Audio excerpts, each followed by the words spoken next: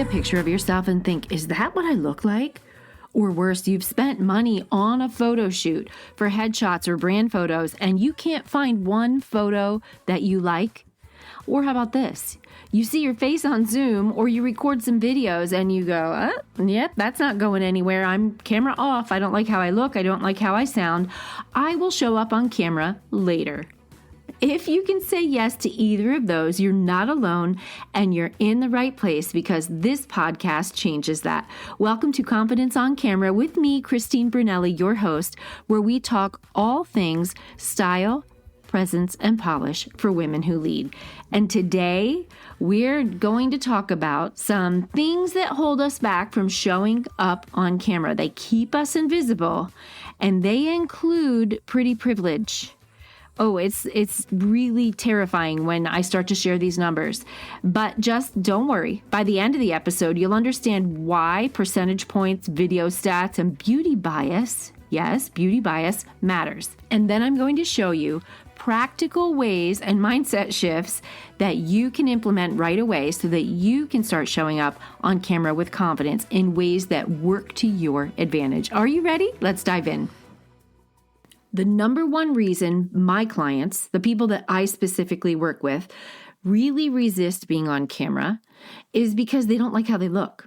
That is it. They don't like how they look. A lot of it is I don't like how I sound. I work with sound. I'm a podcaster, so I have studied a lot on sound and voice and how we can use voice and pause, but that's not what this is about so much. Today's episode is about appearance, your image, and they feel really frozen because they feel like, their face is aging, they've gained weight, they're comparing themselves to younger people or more polished and put together people. And I just want you to know, you're not alone.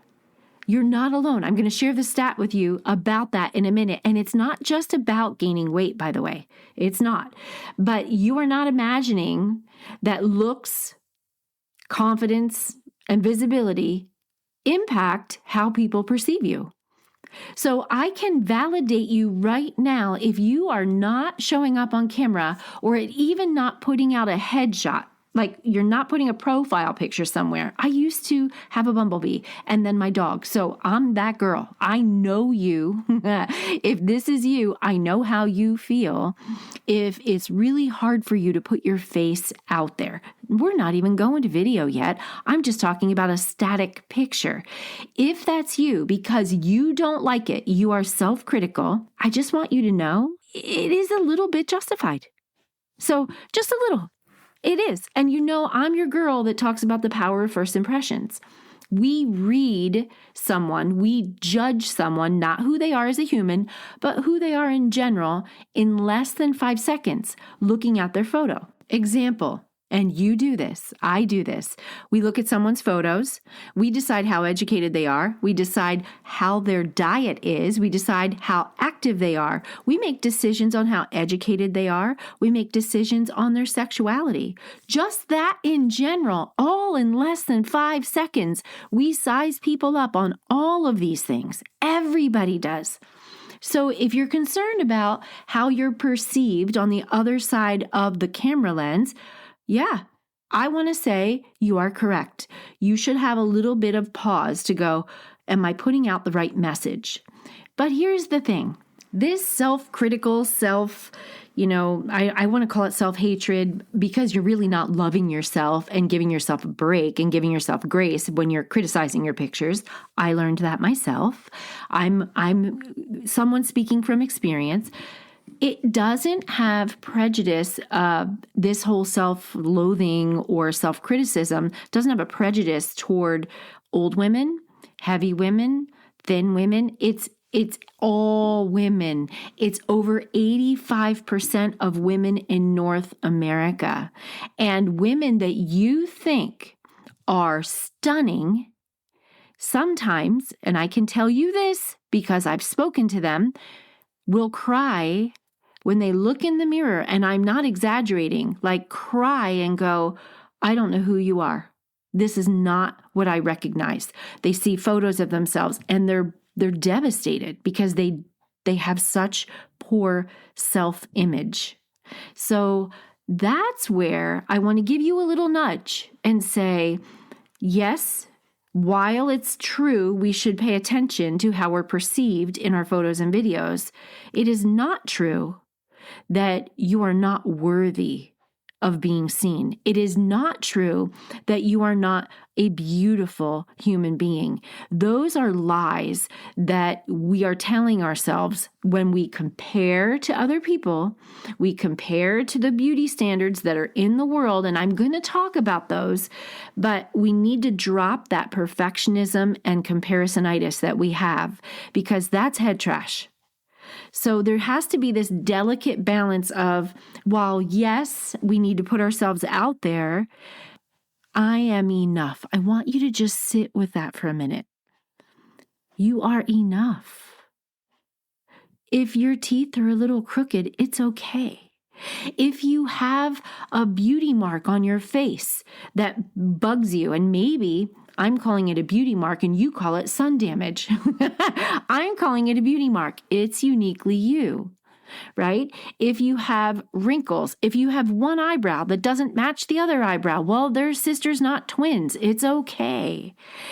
Anything that you pick apart about yourself, I want you to just give yourself a sec and say, I am worthy of being seen. I am worthy. And I know this might sound, if you're someone that doesn't struggle with this as deeply, it might sound like, well, yeah, you are. Well, there are times where you might not feel it. And I just want to step out of the gate right here when I'm talking about power of first impressions and stop the train and pause and say, wait a minute. Just before we get into all of this pretty privilege, beauty bias stuff, you are worthy of being seen. And if just giving you a little zhuzh or a little polish or any of that so that you feel a little better to be seen is all you need, I'm your girl, okay?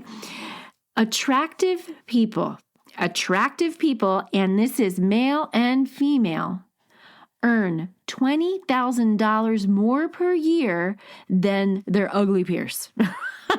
Than their less attractive peers. That's a 2025 study. It's University of Buffalo, and they found that both men and women were earning up to $20,000. That's a car, my friend, based on your attractiveness. Now, this is based on people paying you as an employee. This is based on people hiring you as a real estate agent or a dentist or a coach online. Here's another one, January 2025. This study was published in the Informs Journal, the Information Systems Research Journal, and it revealed a striking link between physical attractiveness and career success. According to the findings, I'm reading it directly from the synopsis of this study. According to the findings, attractive MBA graduates not only earn higher salaries, but are also significantly more likely to secure prestigious job roles, highlighting how appearance influences professional trajectories over decades. What? Okay, so those in the top 10% for attractiveness earn 2.4 to 11% more per year. That translates, this is just MBA grads, that translates $2,500 to $5,500 more a year, just in the MBA world. This matters. And when we talk about women, I've talked about this on previous episodes, what they are talking about with pretty privilege and beauty bias is a woman who does her hair. It doesn't have to be flat ironed, curled, styled like you just walked out of a salon, but it does have to look like you put in some effort. If you're walking around in a corporate job or in your job wherever you are, and your hair is frizzy and unruly and unkept, that looks like a reflection of how you'll perform at your job. They want to see hair that is neat and tidy and clean, a little stylish. It could just be pulled back in a bun, right? It could just be that. But if you have like wild little crazy hairs, you're going to have to touch those up with a flat iron. Like that's going to make a difference. That's the translation. If you don't wear any makeup at all, and I know there are people out there that don't, I know you, but you're not my girl. I mean, I'm friends with my girls like that, but my girls are makeup girlies. Like they want a little something. They don't have to be full glam. I'm a full glam girl, but you like a little something, like some lip color, and I'm all about the eyebrows. So like fill those brows in, pop on some mascara, get some lip color, like put some effort in. And all that says to an employer or a potential future customer or client is you put in effort to yourself. That must mean that you will put effort into me, serving me. That's all it is. How about the clothing? Same thing. Clothing, how you're put together, like walking out of the house looking like a schlep. Now, I'm an East Coast girl. I'm a Jersey girl, so I say schlep. Do you know what that means? I should say looking a little sloppy, disheveled, not put together. Like, I want to say Ugg slippers with pajama bottoms, a hoodie with ratty hair. And I see it. I live in the Pacific Northwest. I see that all the time. All the time. My East Coast roots would never allow me to walk out of the house like that. It just won't. We're a little bit more formal on the East Coast, even though now I'm in my 50s and back in the day, that was a for sure thing. Now I know it's more relaxed, but you are still more formal and put together on the East Coast of the United States than the West Coast. The West Coast, it is just not the same. It's a little more relaxed, but your clothing makes a difference too. Polished and put together, not wrinkled, like pressed or dry cleaned. But here's what happens with clothing. Our body image comes into play, not just the beauty and the self-criticalness about beauty, it's body image. This is a weird stat, okay? This is a true statistic. Only 2% of women globally consider themselves beautiful. I don't know if someone said, "Do you think you're beautiful?" I would immediately go to my heart. Like, I have a beautiful heart. I love people. I'm giving. I'm considerate. I'm compassionate. I don't think about my appearance, right? That's not the first thing I think about. How about you? If you were asked, "Are you beautiful?" how would you answer that question? This study came out of Amsterdam, and it says 98% of women don't think they're beautiful. Low body esteem leads women and even young girls. I did so much work in this. I don't have time to go into it on this episode. My daughter had anorexia. I had body dysmorphia, so much work. But I'm not going to go into the stats, but low body esteem leads women and young girls to opt out of life opportunities, whether they're social, academic, or professional. Doesn't matter. How many times have you ever opted out of going to some event because you didn't look good in any outfit? You tried on multiple outfits and you got discouraged and said, "Forget it. I'll make up a thing. I'll make up a story." Don't try to tell me you didn't ever do that. I know you. You had an emergency in the family, or you're suddenly not feeling well. It happens. And the same thing happens when it comes to showing up on camera. I have every excuse in the book to not turn that Zoom camera on. Every single one. I know them. Or to not record a video, or not take a cute selfie that you can use and repurpose in Canva to put some witty quote that you have, or a special training or tool or tip that you have to post it online. You don't do it because you feel like, "I'm not pretty enough. I don't look good enough." You opt out for your own business, not just your social, your own business. You're opting out. And that was Bodhi, my daughter's 8-month-old puppy that you just heard bark. My dog is a little Havanese. He's at my feet. He is quiet. He doesn't bark. He doesn't shed. He's my perfect dog. My daughter is a professional equestrian. I'm off topic here, but she has dogs that she likes to bring on the farm with her. And she is away for the next 4 weeks, and I have this puppy with me. And sorry about that bark there, but now you know. This is real world. This is not AI. This is me, and this is my voice. Okay, getting back on track. So here's another stat that I want you to know about the pressure of just the body image pressure, visibility pressure. 85% of women and 79% of girls admit they've skipped important life activities because of how they felt they looked. This is just real. It's just real. And you are probably not surprised by that. I mean, what gets me is that it starts as young as kindergarten.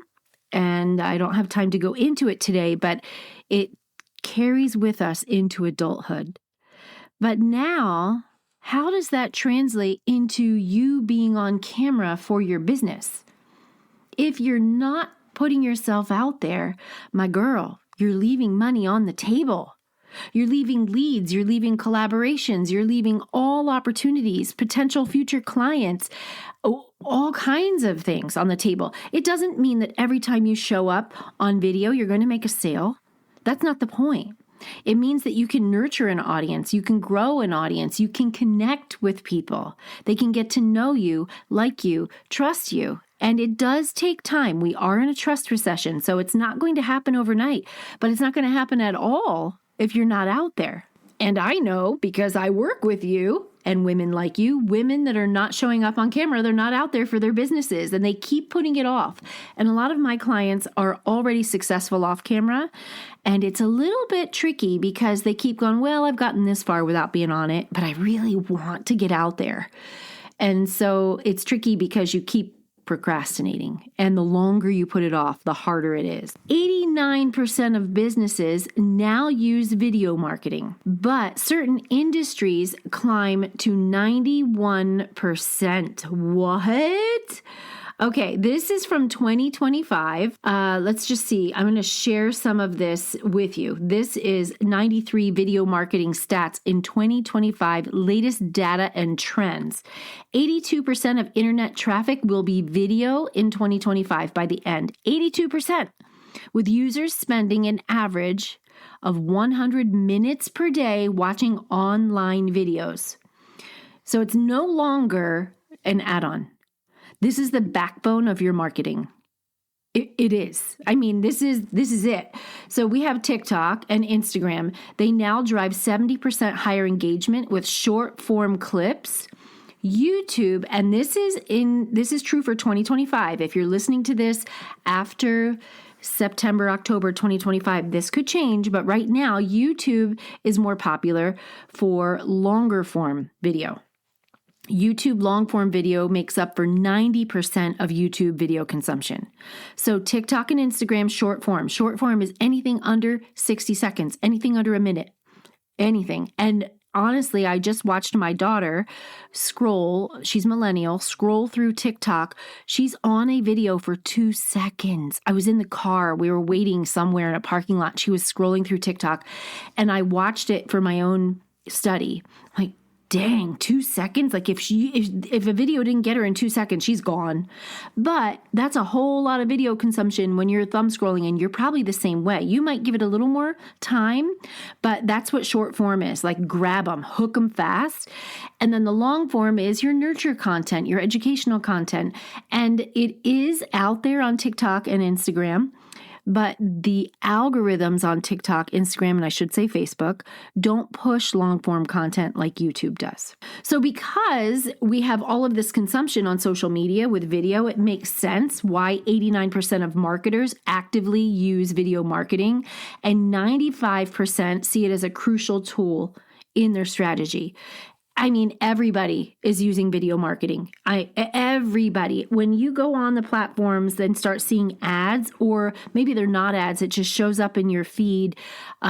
There's certain trending audio, and airlines like Southwest will pick up a funny audio that's not even aligned with travel, but they apply it to the video. Nobody's face is on it. Their brand is a business brand. It's not always a face. A face helps, but for example, the Southwest airplane rolls through and they use this trending audio and people love them for it. So you don't always have to speak direct to camera, but you should show your face if You are a personal brand. And a business brand is something like Walmart, Target, these big things. You might be a giant spa that has multiple employees, 20 to 30 employees. You own the spa, or you might be a franchise owner. That's a business brand. A personal brand is everybody else. So that means coaches, consultants, service providers, white-collar professionals, anybody who wants to generate income and impact online. You should be showing your face, not always speaking on camera, but showing your face. So here are the stats at a glance, and I know you know that you should be showing your face, and I know that why you're not, but let me just share a little bit of these video stats. So 91% of marketers are currently integrating video into all strategies. Marketers in general, not just personal brands. So in general. Most of them are seeing results. 90% of them report positive ROI from video marketing. More than 8 in 10 people, which is 82%, admit that watching a video influences their purchase decisions. 2 out of 3 consumers, which is 66%, find short-form videos the most engaging type of content. That means that anything under a minute that you can do, they love. Close to 89% of consumers want to see more video content from brands. Video makes up roughly 82.5% of all global internet traffic. I could go on and on about all of this. I think you know that video is important. You also know pretty privilege exists and can make you more money. It shapes earning potential. It shapes opportunities. You also know body image issues exist, and it leads to invisibility and lost momentum. And now we know video is a dominant channel for visibility and authority in today's business landscape, 2025. So what's the result? Hiding is costing you real money, real opportunities, real influence, real money. Like, you have got to get yourself out there. So if the subtle biases and beauty pressures can cost, let's say, tens of thousands of dollars, like, the pretty privilege beauty bias says that men too, but you earn up to $20,000 more a year, and your confidence is costing you visibility, then polished presence becomes a strategy, not superficial vanity. It is a strategy. When I'm talking about how you show up matters, when you do your hair, you do your makeup, you wear clothes that accentuate the good and camouflage the things that make you uncomfortable, I'm cool with that. You can show up where you are right now and look amazing and still be on a path, on a journey to being a better version of you. I'm not saying don't go lose weight if that's what you want to do. I'm not saying any of that. I'm saying don't wait to be visible until you lose weight. And I know you do, because I used to do the same thing. See, it's hard to hide when somebody knows. I can read your mail. I know that you don't want to get your brand photos taken until you lose 10 pounds minimum. A lot of people say 30. Like, that is the average amount of weight women want to lose. So it's costing you. If you are the person that says, I just need help, I need a little nudge, a little something, like just to maybe get a good selfie, like not just a video, like just help me learn. I have created something called the 5-Minute Face Workshop. It's a brand new launch that is happening in September 2025. It is to remove the hidden barrier to showing up in a way that you can just use makeup and tools in 5 minutes flat. So we're not going full glam. I'm not having you put on fake eyelashes or any of that stuff. Just a quick little zhuzh to your face, especially if you're over 40 and you need help with mature aging skin and hooded eyes and all the things. That workshop is going to be so fun. I'm going to spend 90 minutes with 12 women only. Now, it could finish faster than 90 minutes, but I am giving it 90 minutes just in case. You are going to get a product list. You're going to get a shopping list, a checklist, just to make sure you have all the tools and the products necessary to show up with. You probably have most of them, unless you've never done makeup in your life. You probably do.